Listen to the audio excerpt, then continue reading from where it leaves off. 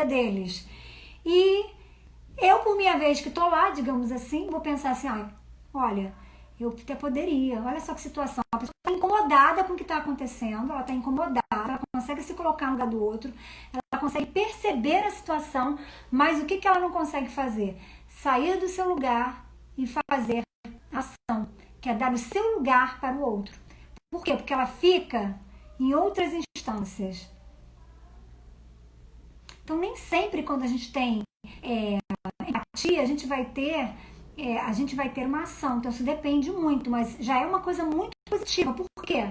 Porque faz com que a gente, de alguma forma, tenha essa consciência de enxergar que o mundo não existe para nós, só com a nossa realidade, só o nosso ver. Então, isso já é muito bom, porque já abre caminhos para novas conversas, para novas possibilidades. Agora, quando você junta isso, a gentileza, que é você ir lá, né? Ele poderia fazer uma gentileza, minha senhora, ir lá conversar, falar com ela. A senhora quer sentar? Olha que coisa gentil, se preocupou, falou com ela, colocou para sentar no lugar dele, ainda teve uma ação. Além de ser gentil, ainda teve compaixão, porque ele teve uma ação. Aí foram os três juntos. Então, na verdade, esses três, eles trabalham juntos.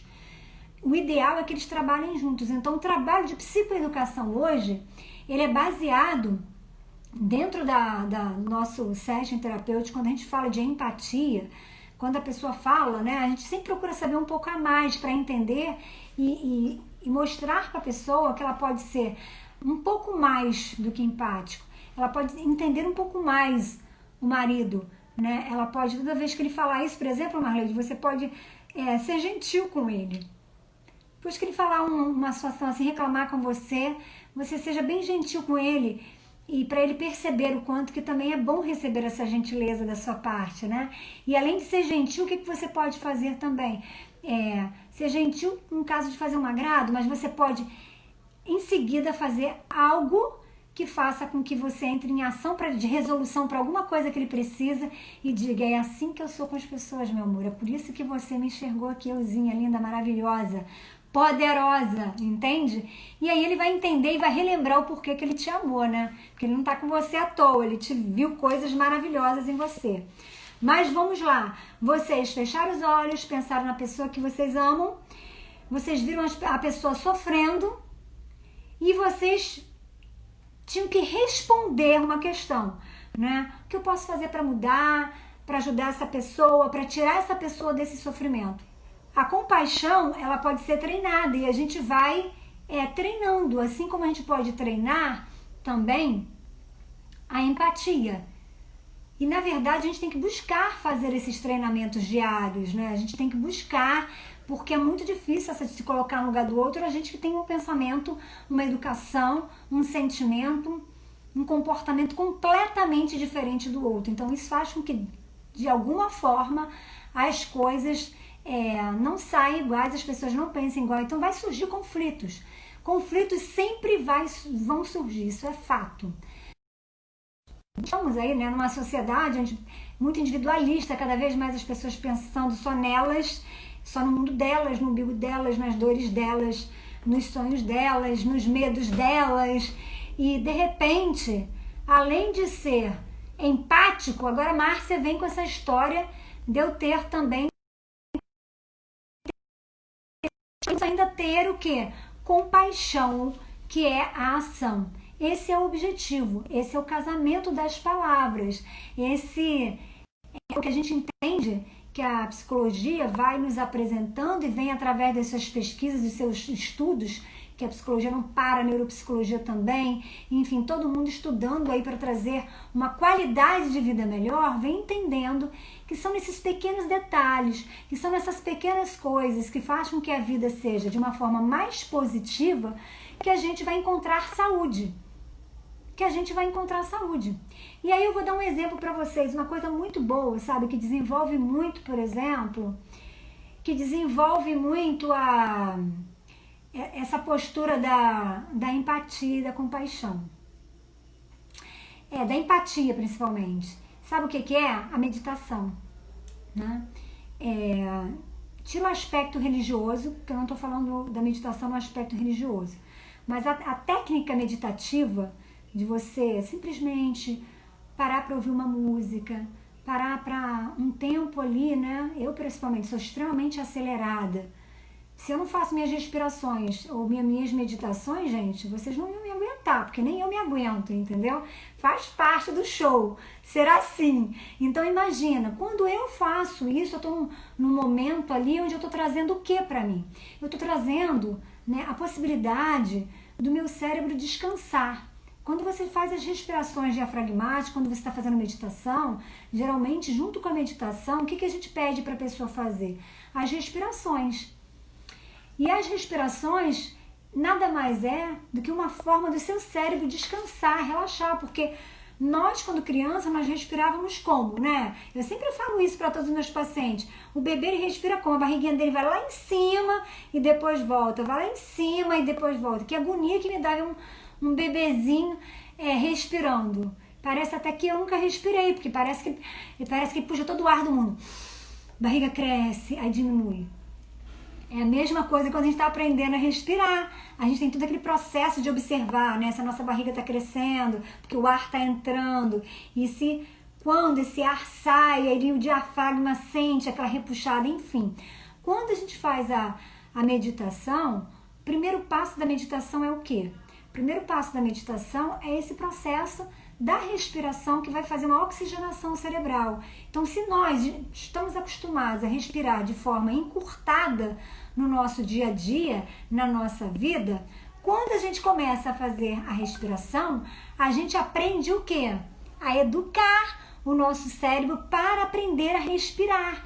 Então, ele aprende a dar o quê? Um time, um tempo, uma parada. É como se ele aprendesse a respeitar ali e a se olhar, a se ver. Né? Geralmente as pessoas falam, a meditação é você trazer sua mente para o vazio. Não é necessário, não é trazer sua mente para o vazio. Isso é técnicas meditativas outras.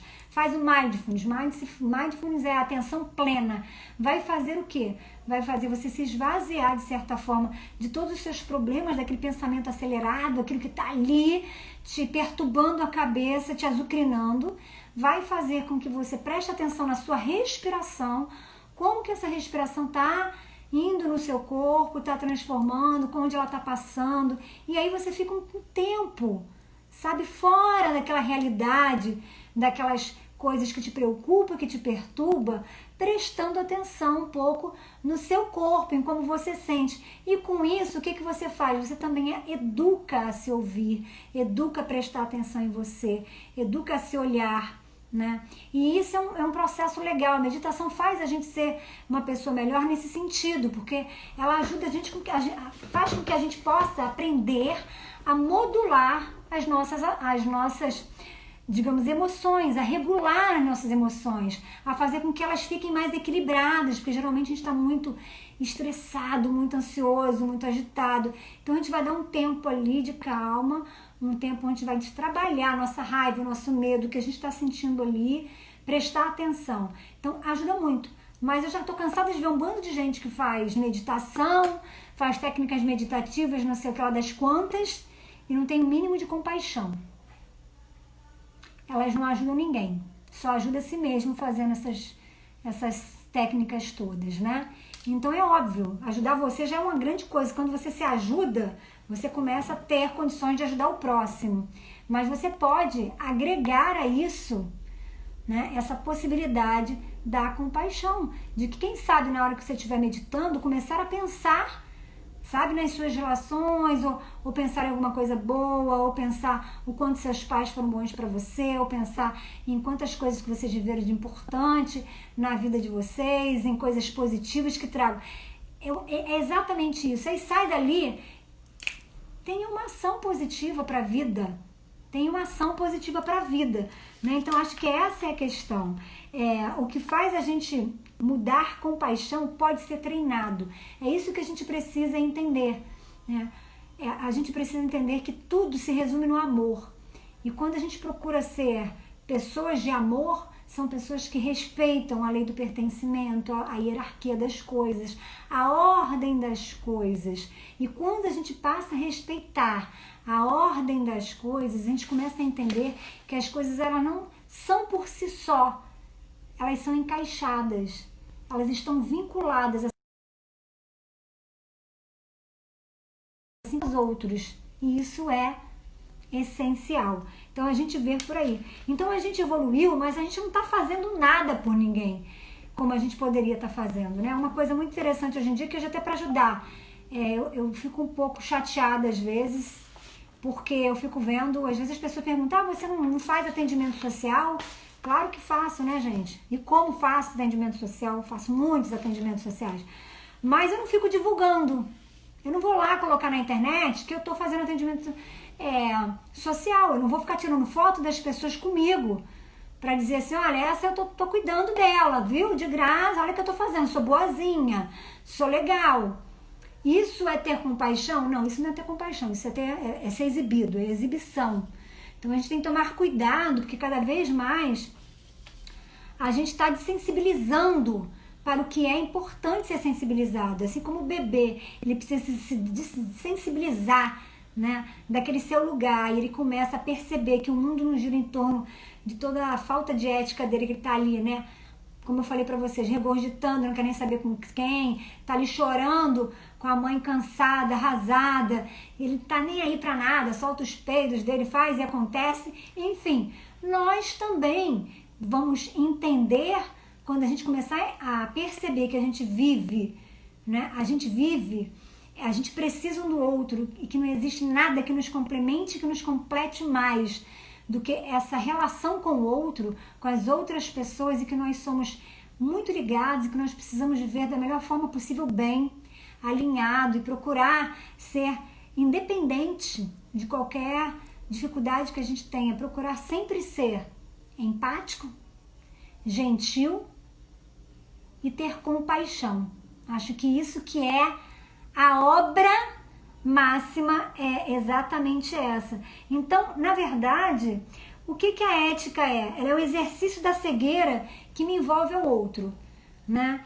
E a ética é muito importante, ela é muito importante, mas a gente, ela é como se pudéssemos dizer assim, que é profissionalizar e nos tornar aptos a entender o outro, o que é bom e o que é belo. Então, a ética, ela tem o seu lugar, mas existem outras coisas que têm o seu lugar também. Existem pessoas que são tão éticas, mas elas não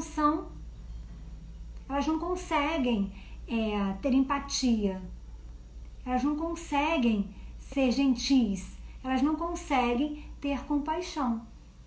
Então a gente precisa entender que esses três trabalham juntos, unidos, assim como nós devemos também trabalhar junto. Tudo está relacionado um ao outro. A ordem de todas as coisas, a ordem máxima é o amor, e a ordem da vida é a gente respeitar as hierarquias de todos esses mecanismos e procurarmos cada vez mais trabalharmos e trazermos isso para a nossa vida. Existe um filósofo bem conhecido de todos, que para tudo quanto é lugar que a gente vai, quando a gente passa na Avenida Brasil, está escrito ali, gentileza gera gentileza. Quem aqui já viu? Né? Quem aqui já viu? Então, bacana isso, né? Quem foi esse cara? Ninguém sabe direito, talvez não tenha tido, na sua época tenha sido um louco qualquer, uma pessoa de rua qualquer, um necessitado qualquer, aquilo que a gente pensa, que a gente olha assim, julga, né?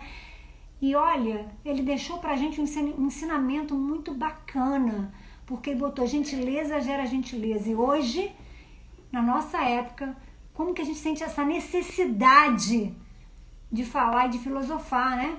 Não só filosofar, mas fazer essa filosofia parte da nossa vida, né? Gerar gentileza através também de gentileza. É o profeta da gentileza, isso aí, Marleide, o profeta da gentileza. E quanta sabedoria ele teve, né? Na sua simplicidade, na forma dele expressar. Se nós fôssemos mais gentis, provavelmente a gente já estava no meio do caminho, que o próximo é o quê? A compaixão. E quando a gente se perceber sendo gentil, mas perceber que nós fomos gentis, mas não nos colocamos no lugar do outro, ou seja, não fomos empáticos, a gente pode pensar, poxa, eu posso voltar. Eu posso voltar, porque gentileza gera gentileza. Quando você é gentil, geralmente você recebe algo em troca. Geralmente você recebe algo positivo, né? Dificilmente você recebe outra coisa. Geralmente você recebe algo positivo. Então o que você faz? Você volta e analisa o percurso. caramba, em que eu posso mudar? O que eu posso fazer? Posso ser melhor. É um exercício de se tornar melhor. E é um exercício de se fazer melhor. Certo?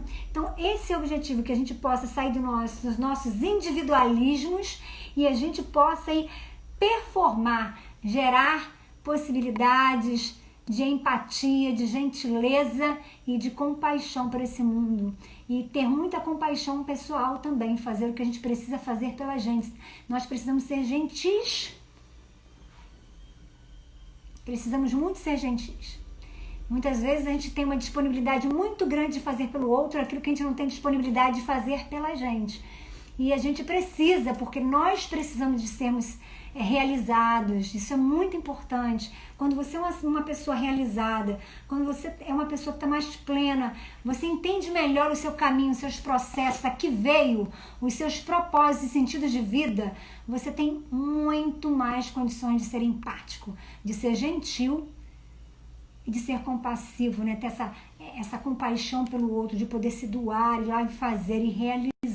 Isso não vai ser um sofrimento e nem um adoecimento, mas um crescimento e uma evolução. Que a gente possa ir para caminhos de evolução, caminho de desenvolvimento, crescimento na nossa vida física, mental e espiritual, porque são coisas que não se dividem. São coisas muito importantes, né? Não podemos preocupar mais com os outros do que com nós mesmos. A própria Bíblia fala, você tem que ter para dar, né? Isso é bíblico, a gente entende isso. E pessoal, quero convidar vocês para amanhã, começa a nossa jornada do voo. Convidar vocês para voarem comigo por essa semana. Será uma semana que não vai ser só de voo, será uma semana de muito aprendizado, uma semana de autoconhecimento, que é o objetivo. A gente vai trazer aqui para vocês alguns conhecimentos da psicologia, de abordagens diferentes que falam e que nos ajudem a lidar, a entender melhor o processo da nossa humanidade, das nossas imperfectibilidades, das nossas dificuldades, das nossas dores. E a gente vai fazer o que com isso? A gente vai entrar no processo que a lagarta faz, né? Lagarteando ali pelos 8, 9 meses da vida dela, ela não chegou a voar antes de ser lagarta. Então nós precisamos entender que precisamos ser lagartas, talvez não a que somos, mas nós vamos precisar também passar pelo casulo para depois voar. E essa semana, isso é que a gente promete fazer com que vocês possam repensar muitas coisas, possam aprender outras coisas mais e possam sair transformados, porque vocês vão sair, preparados para refletir, repensar e refazer os significados e sentidos da vida. Estarei dividindo e compartilhando com vocês algumas coisas que me transformaram e que me fizeram ser uma pessoa melhor, estar aqui hoje falando com vocês, superando minhas dificuldades, meus obstáculos, meus medos e ansiedades. E isso é bacana. Quando a gente recebe algo, a gente tem que fazer o quê? A gente tem que compartilhar, a gente tem que transbordar. É o transbordo. Eu quero transbordar em vocês, porque eu tenho certeza que isso vai me fazer ser melhor. Isso é compaixão. E eu quero contribuir com vocês e comigo, porque quando a gente faz, a gente recebe, né?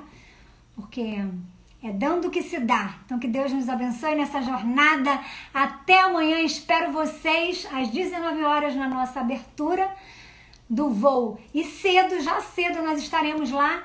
Quem ainda não se inscreveu, se inscreva, tá na bio, porque nós teremos uma semana. Quem se tiver inscrito e estiver participando, vai concorrer. Nós teremos aí cursos vindo, temos outra jornada vindo, só que será uma jornada fechada, cobrada, de uma semana também vindo. Teremos sorteio de baralho, enfim, uma série de coisas aí para sortear. Primeiro, segundo, terceiro e quarto lugar daquelas pessoas que estão participando da nossa jornada. E quem tiver no WhatsApp vai estar ali também passando por vários desafios que nós estaremos enviando diariamente de acordo com os temas, para que vocês possam acompanhar, refletir, pensar, crescer e desenvolver. Ok? Beijo grande, galera. Obrigada a todos vocês.